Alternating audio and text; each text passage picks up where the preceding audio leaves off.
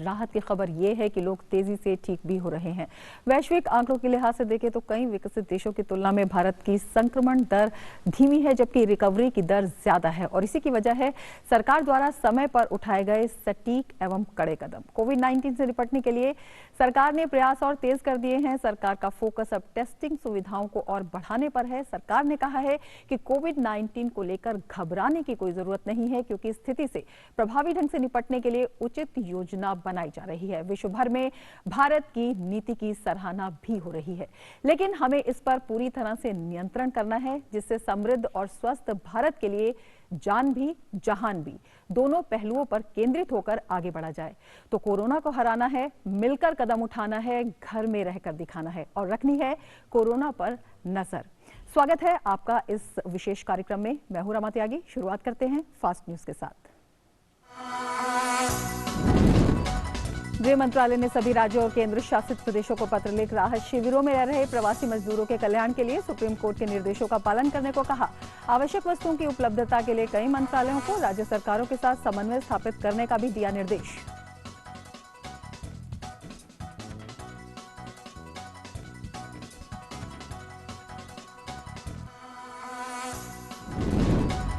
केंद्रीय स्वास्थ्य मंत्री हर्षवर्धन ने सीएसआईआर के वैज्ञानिकों से वीडियो कॉन्फ्रेंसिंग के जरिए मौजूदा हालात की समीक्षा की। सीएसआईआर और सभी 38 प्रयोगशालाओं के निदेशकों के साथ देश भर में कोरोना वायरस के संक्रमण का फैलाव रोकने के लिए उठाए जा रहे कदमों पर की चर्चा।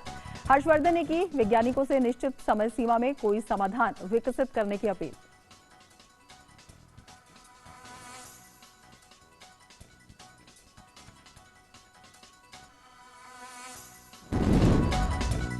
भारत में कोरोना के 7,987 सक्रिय मामले, 308 लोगों की हुई मौत, 856 लोगों को इलाज के बाद मिली छुट्टी।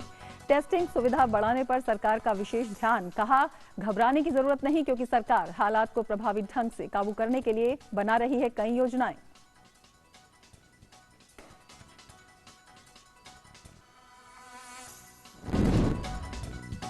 दिल्ली में कंटेनमेंट जोन इलाकों की संख्या बढ़कर हुई 43। कोविड-19 के सबसे ज्यादा खतरे वाले ऑरेंज जोन और रेड जोन को संक्रमण मुक्त करने का काम आज से किया जाएगा शुरू।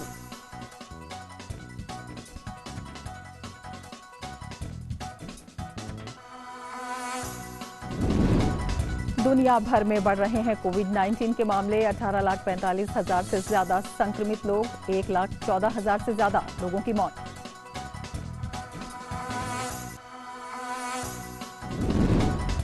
अमेरिका के राष्ट्रपति डोनाल्ड ट्रंप ने कोविड-19 के मद्देनजर सभी 50 राज्यों के लिए राष्ट्रपति आपदा घोषणा पर किए हस्ताक्षर। अमेरिका में पिछले 24 घंटों में 1,514 लोगों की हुई मौत। ब्रिटेन के पीएम बोरिस जॉनसन को अस्पताल से मिली छुट्टी।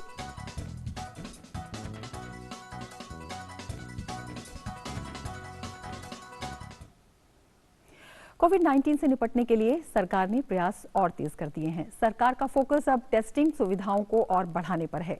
सरकार ने कहा कि कोविड-19 को लेकर घबराने की कोई जरूरत नहीं है, क्योंकि स्थिति से प्रभावी ढंग से निपटने के लिए उचित योजना बनाई जा रही है। राज्य सरकारों के साथ मिलकर केंद्र सरकार PPE, N95 mask, testing kit, ventilator की आपूर्ति सुनिश्चित कर रही है। वहीं संक्रमित लोगों के इलाज के लिए अस्पताल भी बनाए जा रहे हैं। भारत में अब तक सक्रिय मामले बढ़कर 7,987 हो गए हैं, जिनमें 308 लोगों की मौत हो चुकी है और 856 लोगों को स्वास्थ्य में सुधार के बाद अस्पताल से छुट्टी दे दी गई है।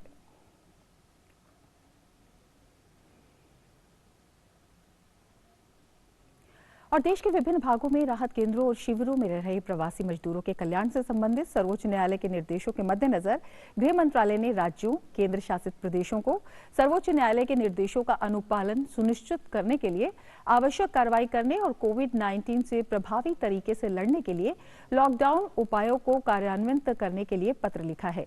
सर्वोच्च न्यायालय ने निर्देश दिया है कि देश के विभिन्न भागों में राहत केंद्रों में, शिविरों में प्रवासी मजदूरों के लिए भोजन, पीने के साफ पानी और स्वच्छता के लिए समुचित व्यवस्था के अतिरिक्त पर्याप्त चिकित्सकीय सुविधाएं सुनिश्चित की जाएं। इसके अतिरिक्त प्रशिक्षित परामर्शदाताओं और सभी पंथों से संबंधित सामुदायिक समूह के नेताओं को राहत केंद्रों या शिविरों का दौरा करना चाहिए और परेशान मजदूरों को समझाने का प्रयास करना चाहिए। न्यायालय ने यह भी कहा कि पुलिस और प्रशासन द्वारा प्रवासी मजदूरों की चिंता और भय को समझा जाना चाहिए और उन्हें मानवीय तरीके से इन मजदूरों के साथ पेश आना चाहिए। इसके अतिरिक्त राज्य सरकारें केंद्र शासित प्रदेशों को प्रवासी मजदूरों के कल्याण की गतिविधियों के पर्यवेक्षण के लिए पुलिस के साथ साथ स्वयं सेवकों को भी जोड़ने का प्रयास करना चाहिए।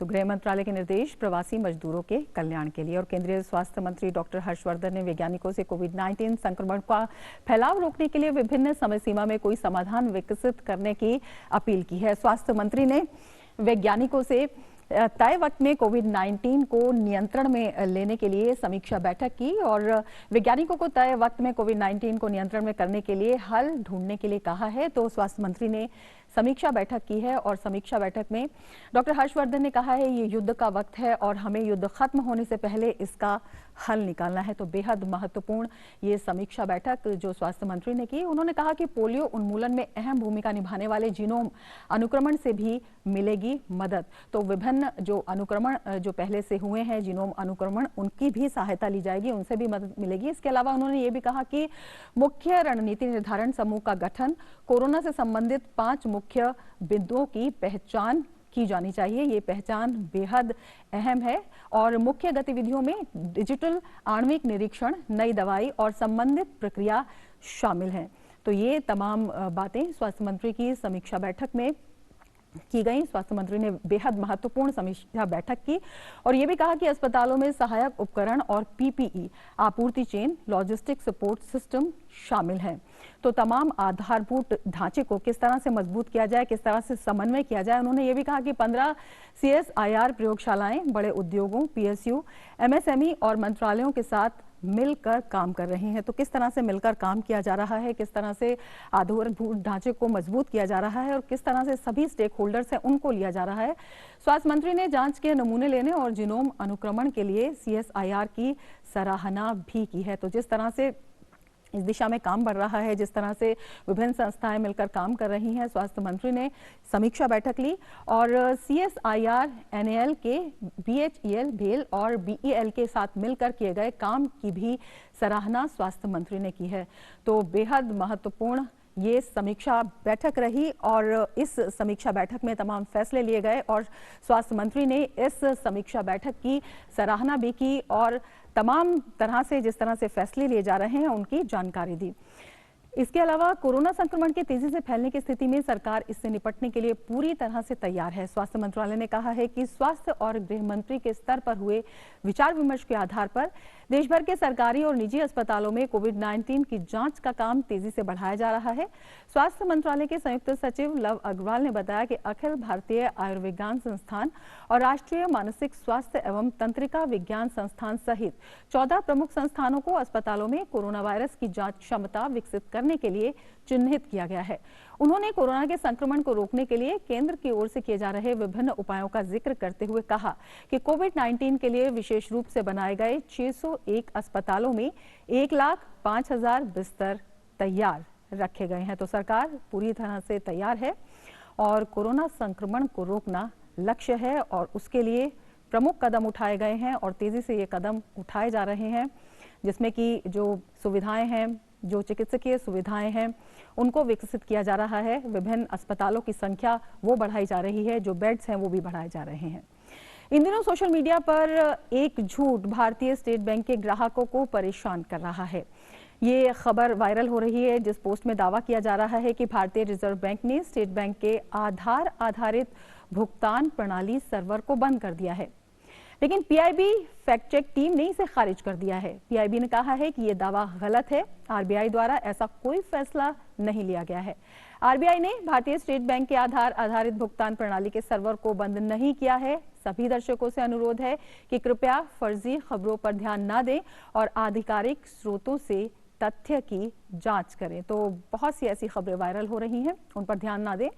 पीआईबी फैक्ट चेक टीम ने सोशल मीडिया पर फैलाए जा रहे एक और दावे को खारिज किया है, जिसमें कहा जा रहा है कि स्वास्थ्य और परिवार कल्याण मंत्रालय ने पीसी और पीएनडीटी अधिनियम, जो गर्भाधान से पहले या बाद में लिंग चयन पर प्रतिबंध लगाता है, 30 जून तक निलंबित कर दिया है।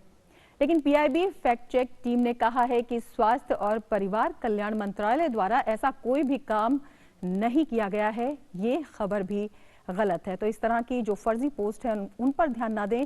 जो ऑथेंटिक सोर्सेज हैं, जो विश्वसनीय सूत्र हैं, माध्यम हैं, उन्हीं पर विश्वास करें और इसके लिए डीडी न्यूज लगातार आप देखते रहें। आगे बढ़ते हैं। दिल्ली सरकार ने राजधानी में 3 और इलाके कंटेनमेंट जोन घोषित कर दिए हैं। दिल्ली सरकार ने राजधानी में 3 और इलाके कंटेनमेंट जोन घोषित कर दिए हैं। अब दिल्ली में कंटेनमेंट जोन इलाकों की संख्या बढ़कर 43 हो गई है। दक्षिण पूर्वी दिल्ली में सबसे ज्यादा 12 कंटेनमेंट जोन हैं। तो दक्षिण पूर्वी दिल्ली में सबसे ज्यादा हैं। वहीं इसके बाद अगर हम आते हैं, 3 और इलाके कंटेनमेंट जोन घोषित हो चुके हैं, 43 हॉटस्पॉट सील हो चुके हैं। पूर्वी दिल्ली में कंटेनमेंट जोन की संख्या 9 है। शादरा में 5 और पश्चिमी दिल्ली में 4 कंटेनमेंट जोन है। तो अब तक 33 इलाके हैं जो हॉटस्पॉट हैं, जो सील कर दिए गए हैं। दक्षिण, दक्षिण पश्चिम और मध्य दिल्ली में 3-3 जोन हैं। नई दिल्ली और उत्तरी जिले में भी 2 जोन हैं। गौरतलब है कि स्वास्थ्य मंत्रालय के आंकड़ों के मुताबिक दिल्ली में कोरोना वायरस के अब तक 1154 मामले सामने आ चुके हैं। दिल्ली में कोरोना वायरस के कारण अब तक 24 लोगों की मौत हो चुकी है और 27 लोगों को इलाज के बाद अस्पताल से छुट्टी दे दी गई है। कोविड-19 के सबसे ज्यादा खतरे वाले ऑरेंज जोन और रेड जोन को संक्रमण मुक्त करने का काम आज से शुरू किया जाएगा। तो अब तक 43 हॉटस्पॉट हैं, 3 और इलाके कंटेनमेंट जोन घोषित किए गए हैं। और देश भर में अगर कोरोना के आंकड़ों पर हम नजर डालें तो हम देखेंगे कि किस तरह से देश भर में जो कोरोना का ग्राफ है उसकी गति क्या है और किस तरह से ये बढ़ रहा है। अगर हम देखते हैं कि भारत में कोविड-19 के महाराष्ट्र में देखते हैं 1985 कुल मामले हैं, दिल्ली में 1154 कुल मामले हैं, 1103 सक्रिय मामले हैं। और इसके अलावा अगर हम बात करते हैं तमिलनाडु की, तो 1075 मामलों की पुष्टि हुई है, सक्रिय मामले 1014 हैं। राजस्थान की बात करें तो राजस्थान में 772 मामलों की पुष्टि हुई है, जबकि सक्रिय मामले 748 हैं। 21 लोग ठीक हो चुके हैं। मध्य प्रदेश में 564 मामलों की पुष्टि हुई है, जबकि 528 सक्रिय मामले हैं और 36 लोगों की यहां मौत हुई है। गुजरात की बात करें तो 516 मामलों की पुष्टि हुई है, 447 सक्रिय मामले हैं, 44 लोग ठीक हुए हैं, जबकि 25 लोगों की मौत हुई है। तेलंगाना की अगर बात करते हैं तो 504 मामलों की पुष्टि हुई है और अगर उत्तर प्रदेश की बात करें तो 483 मामलों की पुष्टि हुई है। सक्रिय मामले 432 हैं, 46 लोग ठीक हो चुके हैं। आंध्र प्रदेश की बात करें तो 427 कुल मामले हैं, सक्रिय मामले 409 हैं और जो ठीक हो चुके हैं वो 11 थे। केरल की अगर हम बात करते हैं तो 376 कुल मामले, सक्रिय मामले 195 हैं और 179 लोग ठीक हो चुके हैं। जम्मू कश्मीर की अगर हम बात करते हैं तो 245 मामलों की पुष्टि हुई है, सक्रिय मामले 235 हैं यहाँ पर। और अगर हम कर्नाटक की बात करें तो कर्नाटक में 232 मामलों की पुष्टि हुई है, 169 सक्रिय मामले हैं। अगर हम हरियाणा की बात करते हैं तो हरियाणा में 185 मामलों की पुष्टि हुई है, सक्रिय मामले 153 हैं यहाँ पर। और पश्चिम बंगाल की अगर हम बात करते हैं तो पश्चिम बंगाल में 152 मामलों की पुष्टि हुई है और 116 मामले सक्रिय हैं। अब हम पंजाब की तरफ आते हैं तो पंजाब में 151 मामलों की पुष्टि हुई है, सक्रिय मामले 135 हैं, 5 लोग वहां पर ठीक हो चुके हैं। बिहार की अगर हम बात करें तो बिहार में 64 मामलों की पुष्टि हुई है, सक्रिय मामले 44 हैं। और ओडिशा की तरफ आए तो ओडिशा में 54 मामलों की पुष्टि हुई है, सक्रिय मामले 41 हैं और 12 लोग यहां पर ठीक हो चुके हैं। अब बात आती है उत्तराखंड की, तो उत्तराखंड में 35 मामलों की पुष्टि हुई है, सक्रिय मामले 30 हैं। इसके अलावा हिमाचल प्रदेश की तरफ बढ़े तो हिमाचल प्रदेश में 32 मामलों की पुष्टि हुई है, सक्रिय मामले यहां पर 18 हैं, 13 लोग यहां पर ठीक हो चुके हैं। छत्तीसगढ़ आते हैं, छत्तीसगढ़ में 31 मामलों की पुष्टि हुई है, 21 सक्रिय मामले हैं और 10 लोग यहां पर ठीक हो चुके हैं। असम की तरफ आए तो असम में 29 मामलों की पुष्टि हुई है, सक्रिय मामले 28 हैं। और चंडीगढ़ की तरफ आते हैं तो चंडीगढ़ में 21 मामलों की पुष्टि हुई है, 14 सक्रिय मामले हैं और 7 लोग ठीक हुए हैं, किसी की मृत्यु यहां पर नहीं हुई है। और झारखंड की बात करते हैं, झारखंड में 19 मामलों की पुष्टि हुई है, 17 सक्रिय मामले हैं और अगर केंद्र शासित प्रदेश लद्दाख की बात करें तो 15 मामलों की पुष्टि हुई है, 5 सक्रिय मामले हैं और 10 लोग यहां पर ठीक हो चुके हैं। अंडमान और निकोबार द्वीप समूह की अगर हम बात करते हैं तो यहां पर 11 मामलों की पुष्टि हुई है, 1 सक्रिय मामला है। पुदुचेरी की बात करते हैं, 7 मामलों की पुष्टि हुई है और यहां पर 6 सक्रिय मामले हैं, जबकि एक व्यक्ति यहां पर ठीक हो चुका है। अब हम गोवा की तरफ आते हैं। गोवा में 7 मामलों की पुष्टि हुई है, 2 सक्रिय मामले हैं और 5 लोग यहां भी ठीक हो चुके हैं। बात करें सिक्किम की तो सिक्किम में 2 मामलों की पुष्टि हुई है, सक्रिय मामले 2 हैं और त्रिपुरा में 2 मामलों की पुष्टि हुई है, यहां पर भी 2 सक्रिय मामले हैं। तो ये देश भर की स्थिति हम आपको दिखा रहे हैं। अब बात करें मणिपुर की तो मणिपुर में भी 2 मामलों की पुष्टि हुई है, 1 सक्रिय मामला है, एक व्यक्ति यहां पर ठीक हो चुका है। अरुणाचल की बात करें, अरुणाचल प्रदेश में भी 1 मामले की पुष्टि है, 1 ही यहां पर सक्रिय मामला है। और मिजोरम की बात करते हैं तो 1 मामले की यहां पर पुष्टि हुई है और सक्रिय मामला भी यहां पर 1 ही है। तो ये हम पूर्वोत्तर क्षेत्र की बात कर रहे हैं और कुल मामले 9,154 मामलों की पुष्टि, 7,989 सक्रिय मामले हैं, 857 लोग ठीक हो चुके हैं, जबकि 308 लोगों की मृत्यु हो चुकी है। लेकिन आप देख सकते हैं कि जो ठीक हो चुके हैं उनका आंकड़ा 857 है, जो एक राहत की खबर देता है कि किस तरह से लोग संक्रमण मुक्त हो रहे हैं। लगातार देश में जो मामले बढ़ रहे हैं उनके बीच में, तो ये एक राहत देने वाली खबर है। और लगातार जिस तरह से सरकार कदम उठा रही है, सरकार जिस तरह से लगातार दिशा निर्देश दे रही है, सोशल डिस्टेंसिंग का पालन करने के लिए कह रही है, वो इसमें बेहद कारगर साबित हुआ है और वही आपको करना है। और अब हम बात कर लेते हैं कोरोना के खिलाफ ग्राउंड जीरो स्थिति की।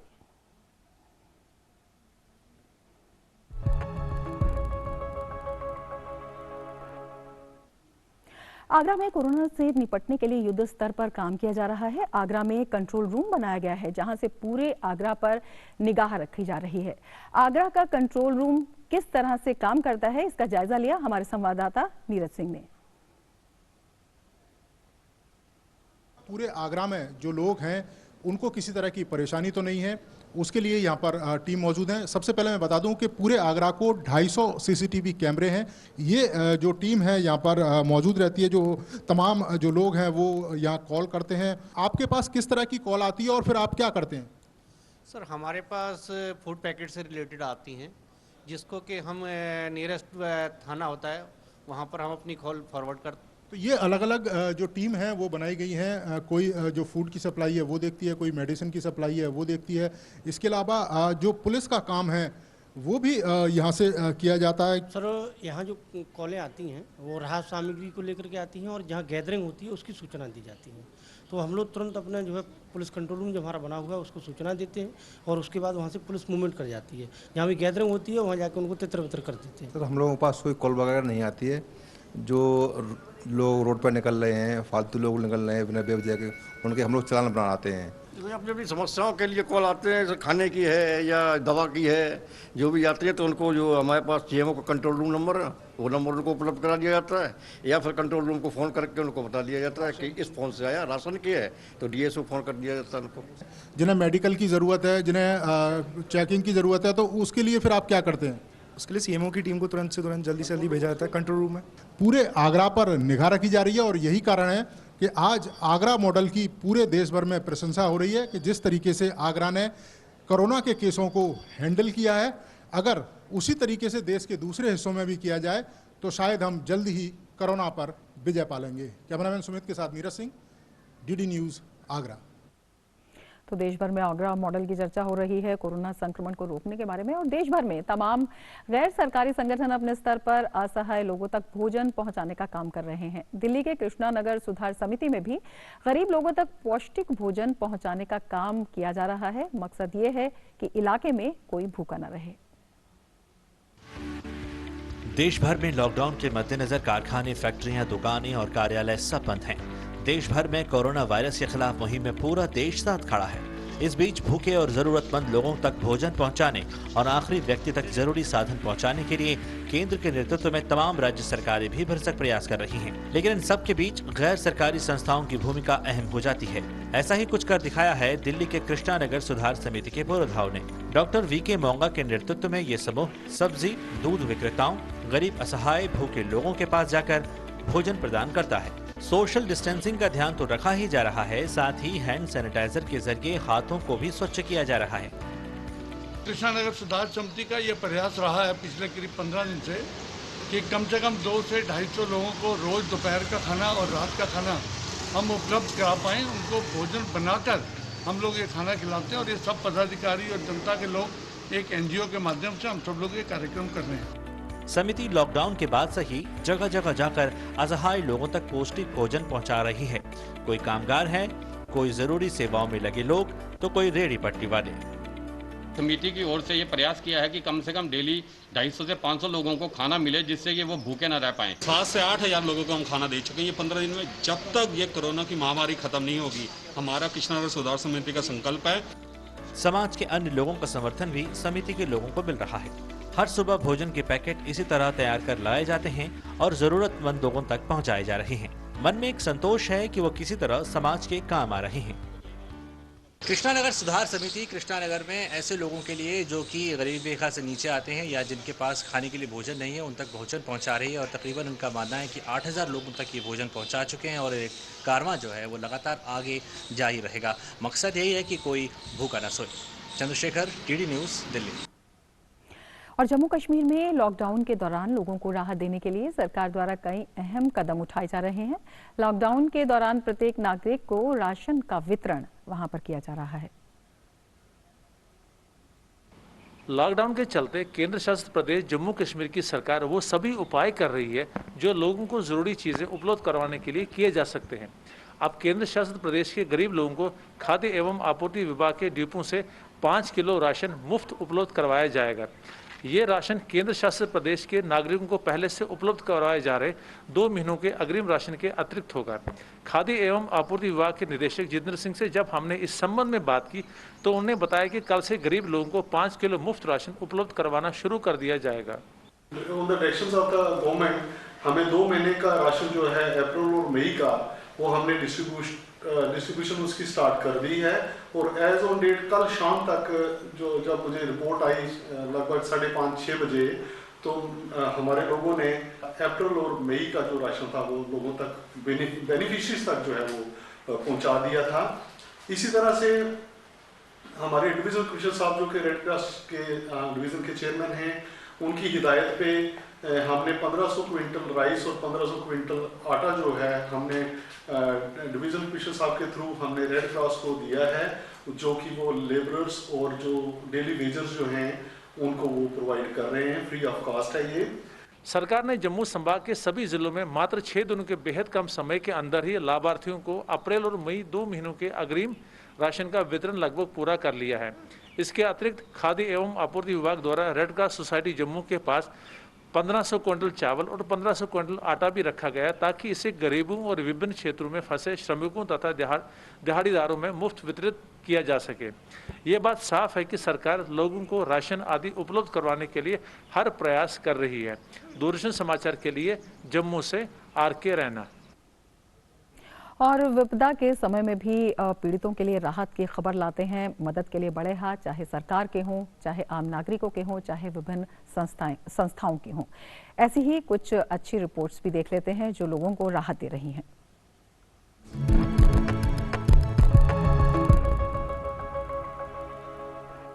सरकार ने लॉकडाउन के दौरान गरीब लोगों को राहत देने के लिए सरकार द्वारा लगातार सहायता पहुंचाने की एक मुहिम जारी रखी है। लोगों को किसान सम्मान निधि योजना, उज्ज्वला योजना का लाभ मिल पा रहा है। प्रधानमंत्री जनधन योजना के तहत खाता धारकों को खाते में पैसे मिले हैं, जिसके बाद लोगों ने PM मोदी का आभार व्यक्त किया है।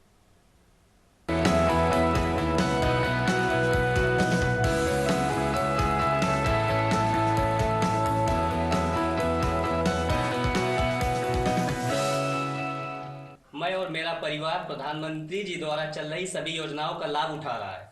मैं किसान सम्मान निधि योजना के तहत 2000 रुपए की और मेरी माँ उज्ज्वला योजना के तहत 793 रुपए, साथ ही विधवा पेंशन के रूप में 1500 रुपए। मेरी पत्नी को गरीब कल्याण योजना के तहत 500 रुपए और भारत सरकार द्वारा भेजी गई सहायता राशि घर बैठे बैंक के जरिए प्राप्त की गई है, जिसके लिए मैं भारत सरकार और साथ ही साथ बैंक वालों को धन्यवाद देता हूँ। हमारा नाम वर्षा है और हम घाटमपुर तहसील के रहने वाले हैं।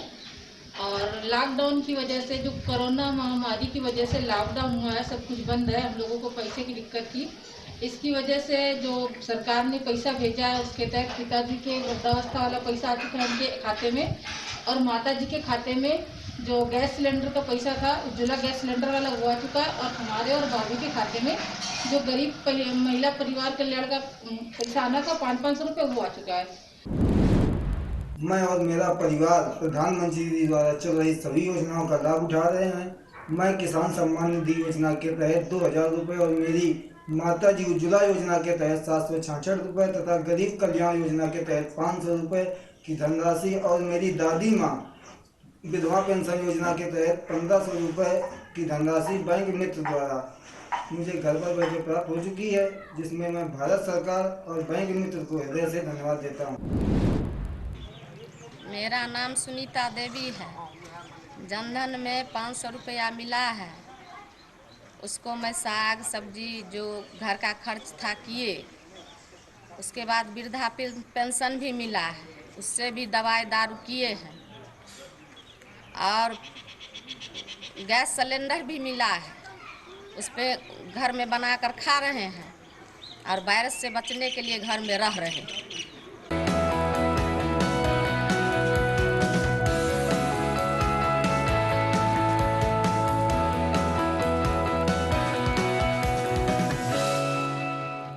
तो लॉकडाउन के समय में आम लोगों के लिए राहत का सबब हो रही हैं सरकार की विभिन्न कल्याणकारी योजनाएं। और अब देखते हैं दुनिया भर में कोरोना का हाल।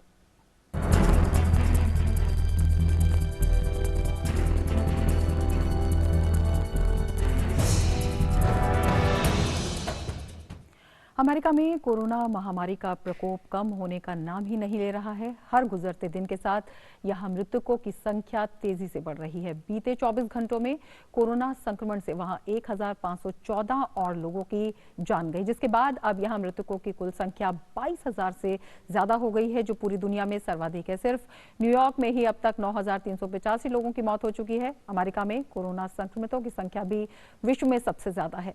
वहां अब तक 5,55,000 से अधिक लोग इस लाइलाज बीमारी की चपेट में आ चुके हैं। और इस बीच अमेरिकी राष्ट्रपति डोनाल्ड ट्रंप ने सभी 50 राज्यों में राष्ट्रीय आपातकाल की घोषणा कर दी है।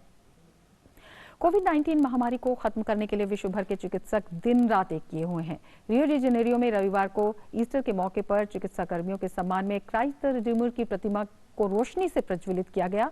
उनके लिए एक भावुक संदेश दिया गया। और अब देख लेते हैं क्या कुछ है चिकित्सकों की राय इस महामारी के वक्त में, इस संक्रमण के वक्त में क्या कुछ ध्यान रखना चाहिए, ये आपको दिखाते हैं।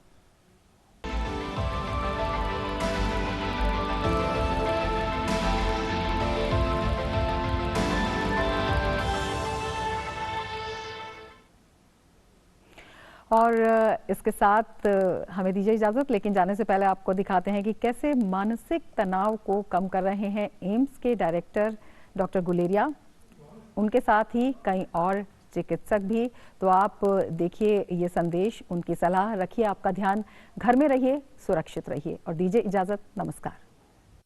So in this changing times of COVID-19, when we are actually having two important things happening in the world, one is the television showing us the increasing number of cases, and secondly, issue of lockdown where we are having to stay indoors and spend a large amount of our time inside the house with this fear of something that may happen to us. It's natural that there will be stress and anxiety. Need to train our mind to do other things so that we can manage better. And these things include things which are of positive coping, which essentially means if you are watching the TV, watch other entertainment.